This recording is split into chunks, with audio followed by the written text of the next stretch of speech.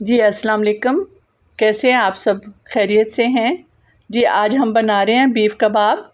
ये फूले फूले और मज़ेदार से दिखने वाले कबाब बनाएंगे हम कैसे, आए जी देखते हैं। जी हमने लेना है बीफ़ आधा किलो, उसमें थोड़ी सी चर्बी भी होनी चाहिए। अब एक एक पीस को हमने इस तरह अच्छे से कूट लेना है। इस तरह कूटने से और इस तरह कबाब बनाने से बहुत रेशेदार और मज़ेदार से बनते हैं। इसमें थोड़ा टाइम तो लग जाता है लेकिन टेस्टी बहुत बनते हैं। तो इस तरह आपने तमाम गोश्त को अच्छे से कूट लेना है। देखें ये आलमोस्ट डन है। देखें अलग अलग रेशे होने शुरू हो गए हैं।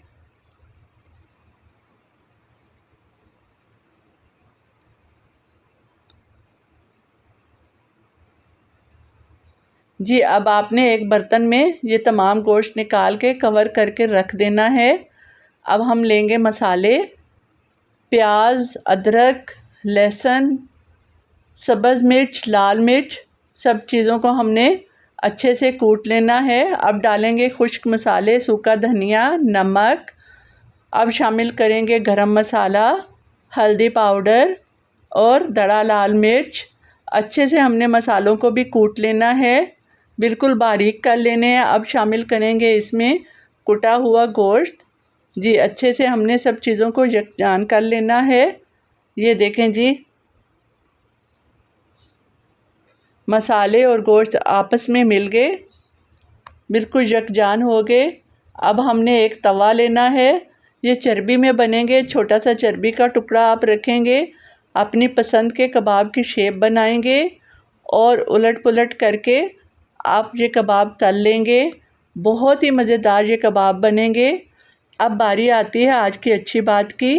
तो अच्छी बात ये है, अपने हमसायों का बहुत ख्याल रखें। हमसे हमसायों के हकूक़ के बारे में बहुत पूछताछ होगी।